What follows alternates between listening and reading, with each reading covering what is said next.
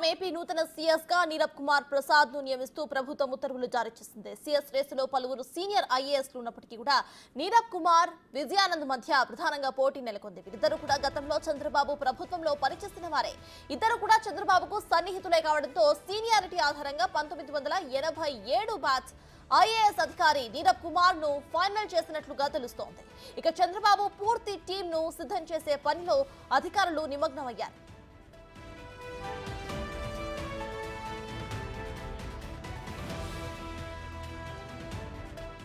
నీరబ్ కుమార్ 2014 నుంచి 2019 చంద్రబాబు ప్రభుత్వంలో పలు కీలక శాఖలకు ముఖ్య కార్యదర్శిగా పనిచేశారు. ప్రస్తుతం ఆయన అటవీ, పర్యావరణ, సైన్స్ అండ్ టెక్నాలజీ శాఖ ప్రిన్సిపల్ సెక్రటరీగా ఉన్నారు. ఇప్పటిదాకా సీఎస్ గా కొనసాగిన జవహర్ రెడ్డి నిన్నటి నుంచి సెలవుపై వెళ్లారు. ఆయన ఈ నెలాఖరులోగా పదవి విరమణ చేయబోతున్నారు.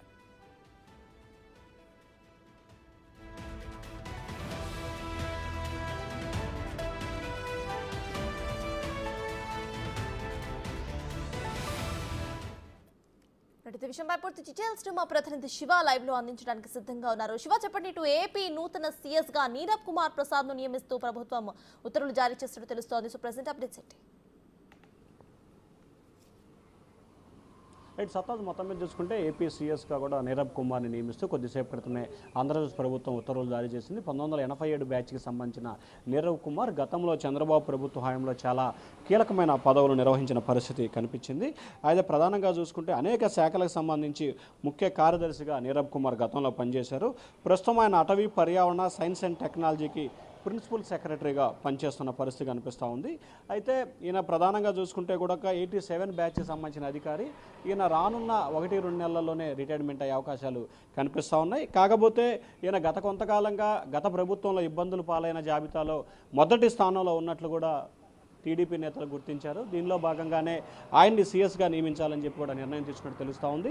అలాగే ఈయన సీఎస్ అయితే ఏ రకంగా వ్యవహరించాలనే దానికి సంబంధించి అన్ని శాఖలకు సంబంధించిన ఒక టీముని ఈయన సొంతంగా రెడీ చేసుకున్నట్టు తెలుస్తూ ఉంది. దానిలో భాగంగానే సీఎస్ని నీరబ్ కుమార్గా నియమిస్తూ ఆంధ్రప్రదేశ్ ప్రభుత్వం నిర్ణయం తీసుకుంది. మరికొద్ది సేపట్లోనే 11 గంటలకి సచివాలయంలో బ్లాక్ నెంబర్ 1లో సీఎస్ ఛాంబర్లో ఆయన బాధ్యతలు స్వీకరించబోతూ ఉన్నారు.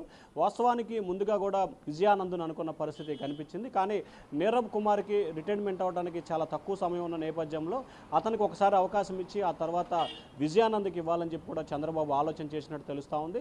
సో ఏదైతే ప్రస్తుతం ఉన్న పరిణామాల నేపథ్యంలో నీరబ్ కుమార్కి ఇచ్చి అతనికి కేంద్ర ప్రభుత్వ సంస్థ నుంచి కూడా మరొక 6 నెలల పాటు ఎక్స్టెన్షన్ చేయించుకొని వచ్చే సంవత్సరం నుంచి కూడా ఏదైతే విజయానంద్కి దాదాపు ఇంకా 3 సంవత్సరాల పైగా కూడా సర్వీస్ ఉన్న నేపథ్యంలో కూడా నీరబ్ కుమార్ని ఒక సంవత్సరం పాటు సర్వీస్లో కొనసాగించాలని చెప్పి చంద్రబాబు ఆలోచన చేశారు. దానిలో భాగంగానే కొద్దిసేపు క్రితమే నీరబ్ కుమార్ని ఏపీ నూతన సీఎస్గా నియమిస్తూ ఉత్తర్వులు జారీ చేశారు. మరికొద్దిసేపట్లోనే ఆంధ్రప్రదేశ్ సచివాలయంలో ఆయన బాధ్యతలు స్వీకరించబోతా ఉన్నారు. సత్తాజ్, అయితే శివ, ఇటు చూస్తే ప్రస్తుతం సీఎస్ గా కొనసాగుతున్న జవహర్ రెడ్డి నిన్నటి నుండి సెలవుపై వెళ్ళినట్టు తెలుస్తోంది. ఆయన ఎప్పుడు వచ్చే అవకాశం ఉంది? ఆయన ఎప్పుడు తన రిజిగ్నేషన్ ని ఇచ్చుకునే అవకాశం ఉంది అనుకోవచ్చు? అంటే ప్రధానంగా చూసుకుంటే సత్తాజ్, ఆంధ్రప్రదేశ్ సీఎస్ జవహర్ రెడ్డికి సంబంధించి కూడా నిన్నటి నుంచి ఆయన లీవ్లోకి వెళ్ళారు. అలాగే ఆయన ఈ నెల చివరికి కూడా రిటైర్మెంట్ అవుతున్నట్లు కూడా తెలుస్తూ ఉంది. సో ఈ నెల చివరికి ఆయన రిటైర్మెంట్ అవుతున్న నేపథ్యంలో కూడా ఆయన ఈ నెల ఆఖరి వరకు కూడా లీవ్ పెట్టుకున్నట్టు తెలుస్తూ ఉంది. ఈ నెల 29వ తేదీ వరకు ఆయన మెడికల్ లీవ్పై కూడా వెళ్ళారు. 29వ తేదీన ఆయన తిరిగి విధుల్లో చేరతారు. 30వ తేదీన ఆయన రిటైర్మెంట్ అయ్యే అవకాశాలు అయితే కనిపిస్తున్నాయి. సో ఓవరాల్గా చూసుకుంటే ఆంధ్రప్రదేశ్ సీఎస్ జవహర్ రెడ్డి తీరుపై కూడా ప్రస్తుతం నూతనంగా ఏర్పడబోతున్న ప్రభుత్వం తీవ్రస్థాయిలో అసంతృప్తి, ఆగ్రహం వ్యక్తం చేసింది. విశాఖపట్నం కేంద్రంగా ఆయన చేసిన భూమాఫియా కానీ, ఎన్నికల సమయంలో ఆయన చేసిన వ్యవహార శైలి పట్ల కానీ, లేకపోతే పెన్షన్ల విషయంలో ఆయన చేసిన తీరుకు సంబంధించి కూడా చంద్రబాబు తీవ్రస్థాయిలో అసంతృప్తి, ఆగ్రహంతో ఉన్నారు. మొన్న చంద్రబాబును కలిసిన సమయంలో కూడా ఏమాత్రం కూడా ఆయన పట్ల సానుకూలత కానీ, సరైన రిసీవ్నెస్ కూడా లేదని నిజంగా చెప్పుకునే పరిస్థితి కనిపిస్తూ ఉంది.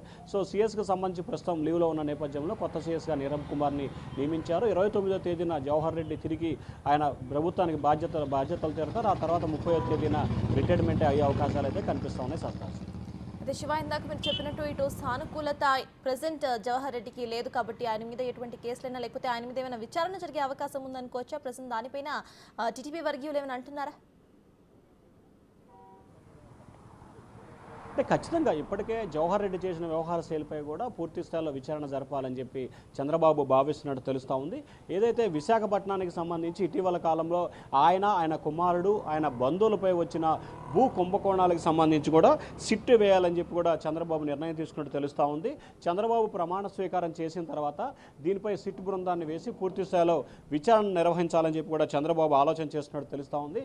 ఎందుకంటే సిఎస్ జవహర్ రెడ్డి పూర్తి స్థాయిలో కూడా తెలుగుదేశం పార్టీని అసలు ఏ స్థాయిలో ఉంటే ఆ స్థాయిలో చెప్పలేని రీతిలో ఆయన ఇబ్బందులు పెట్టిన పరిస్థితి కనిపించింది. అనేక సందర్భాల్లో సిఎస్ని కలిసినా కానీ ఏమాత్రం కూడా ప్రయోజనం లేకుండా పోవటం, అన్నిటికంటే ముఖ్యంగా గత 3 నెలల కాలంగా ఫెన్షన్ల విషయంలో దాదాపుగా 30-40 మంది చనిపోవడానికి సిఎస్ఏ ప్రధానమైన కారణంగా కూడా టీడీపీ ఆరోపిస్తున్న పరిస్థితి కనిపిస్తూ ఉంది. సో ఫెన్షన్ల విషయంలో కానీ, అలాగే ఎన్నికల ప్రక్రియ విషయంలో కానీ, అలాగే కొత్తగా అధికారులు నియమించిన విషయంలో కోడ్ సమయంలో విషయంలో కానీ వీటన్నిటిపై సమగ్రమైన దర్యాప్తు జరపాలని చెప్పి టీడీపీ శ్రేణులు అయితే డిమాండ్ చేస్తూ ఉన్నారు. మరి దీనిపై ఆ పార్టీ అధినేత చంద్రబాబు ఏ రకమైన నిర్ణయం తీసుకుంటారు అనే దానికి సంబంధించి అయితే వేచి చూడాలి. ఇక విశాఖపట్నం భూములకు సంబంధించి మాఫియాకు సంబంధించి కూడా ఖచ్చితంగా ఏదైతే జవహర్ రెడ్డి ఆయన కుటుంబ సభ్యుల ఆరోపణలు ఎదుర్కొంటున్నారో ఆ ఆరోపణలకు సంబంధించి సిట్ కమిటీ వేసి సమగ్రమైన దర్యాప్తు జరిపి అతను